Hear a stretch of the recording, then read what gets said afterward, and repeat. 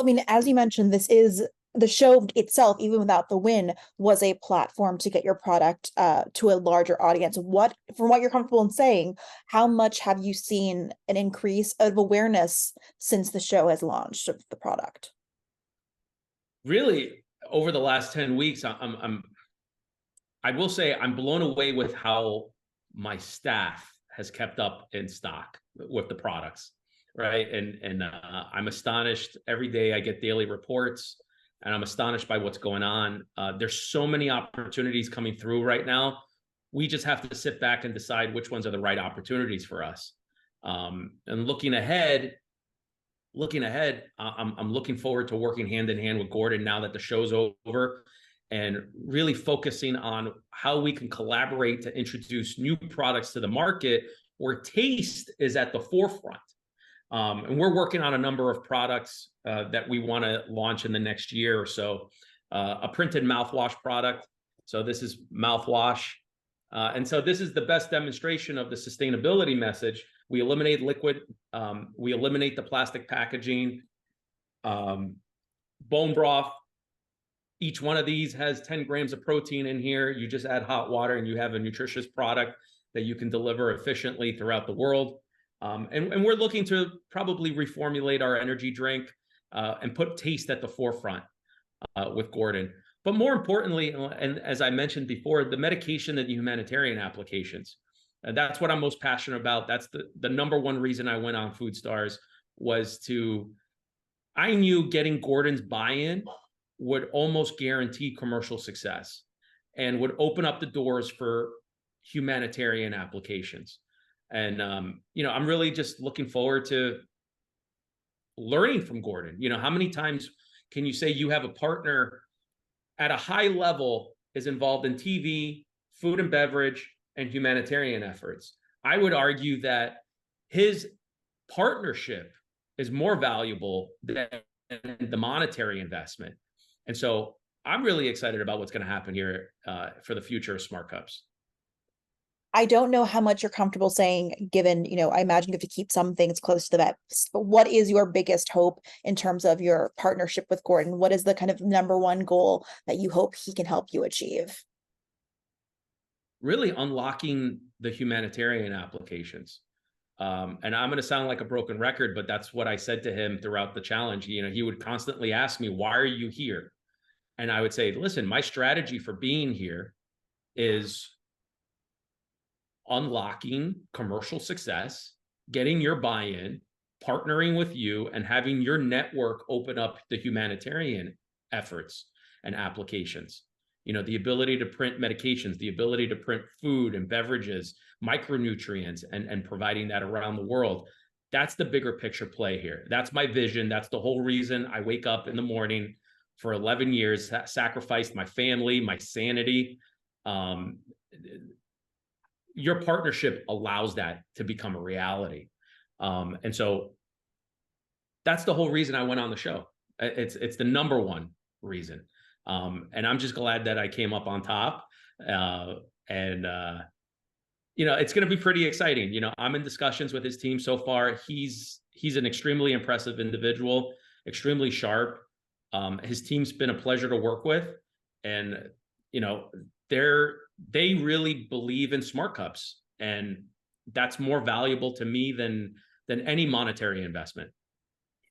Well, and you talked about in the finale, one of the things that this could help with is just the ongoing climate change. And obviously, not to get serious from it, but to get serious, we're seeing a huge amount of climate change action and just disasters in the world. How long do you think it might take for this to be a sustainable result and answer to some of these problems that we're seeing? Like, do you think in 3 years from now, we might be able to see a shipment deployed to areas of emergency? I'm hoping that it's before 3 years. Realistically, one of the biggest hurdles within my business is that this is a new technology and we had to scale up and figure out and create all the manufacturing equipment from scratch. And so we just installed our fully automated production line. And that's going to enable us. That's a 4.5-year, multi-million-dollar project that we just installed. It's going to allow us to take on a retail distribution as well as white label enterprise deals. We just signed our first enterprise deal with a global pet product company, printing pet supplements in disposable, recyclable doggy bowls. And so we're really excited about that. And it's going to start a domino effect of adoption, right? And I'm in discussions with some government agencies about some of the things that we can do, and some applications that can help from both a medication and food standpoint. And UCLA UCLA's Institute of the Environment and Sustainability, sometimes I get tongue-tied on there, but it's a mouthful, just published a paper on the environmental impact that Smart Cups technology will have. And so think about the average truck that could only deliver 100,000 units of a bottled product. You know, Smart Cups technology will be able to deliver up to 3.1 million units of the same product, just because of the reduction of storage and transportation requirements. That leads to a reduction of carbon emissions.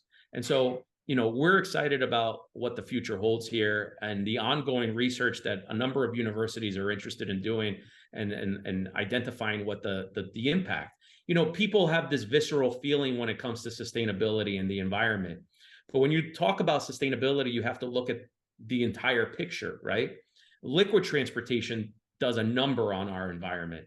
And that's what we're trying to tackle here, you know, and looking at more sustainable materials that we can print on. You know, right now, our energy drink product, we print on a plant-based PLA product, but being able to print on recycled materials, biodegradable materials, that's all in our pipeline. And those are the things that we'll be launching here in the future. You know, mouthwash, I think, is going to be our first product that we come out with, and that'll start a domino effect of adoption. Absolutely. Well, so just on a lighter note, looking back at the season, what was your outside of the finale, what was your favorite challenge that you got to do? I think the St. Jude challenge was my favorite one. You know, I got to get on stage and crack jokes on Gordon and make him laugh.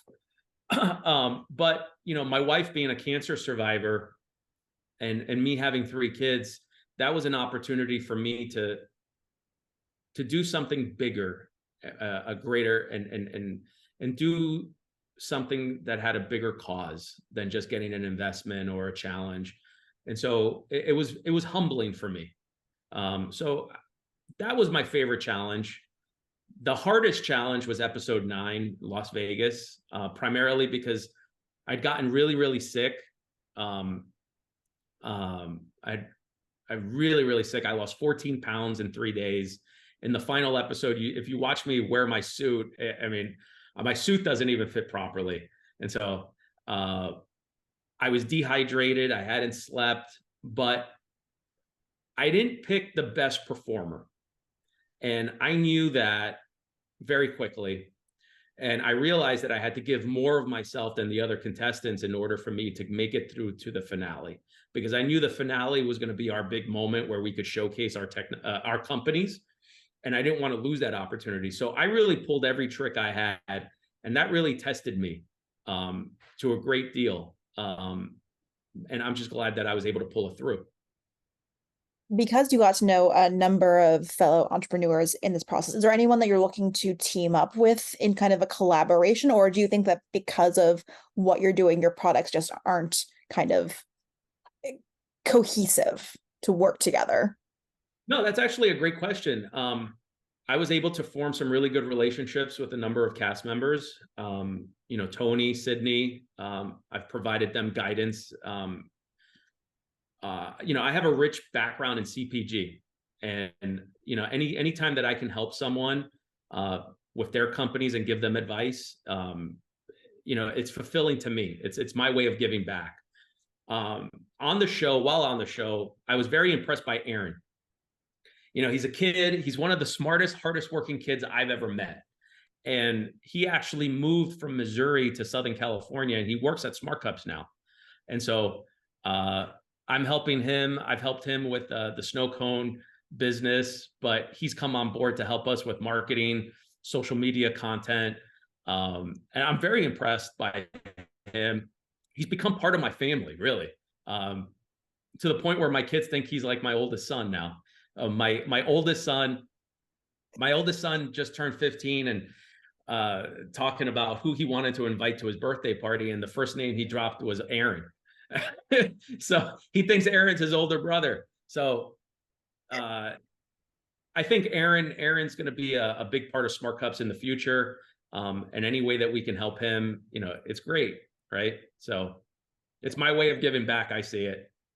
That's incredible. First of all, before I let you go, is there anything else you want to share about the experience or Smart Cups we haven't discussed yet? Yeah, Gordon asked me the same question in the final grilling, and there's like 100 production people. It's quiet. He asked me if there was anything else, and very seriously, I said to him, yes, this is my real head of hair. And I made him break character. So no, I think the show was a unique experience, really tested every facet of my skill sets. And I'm just really excited that I came up on top. And I'm really excited because I really did it. I did it for my family. I did it for the employees at Smart Cups who have sacrificed and bought into the vision. And I'm just, it's almost surreal. It hasn't really sunk in yet, but really excited for what the future is going to bring, and having Gordon Ramsay as my partner.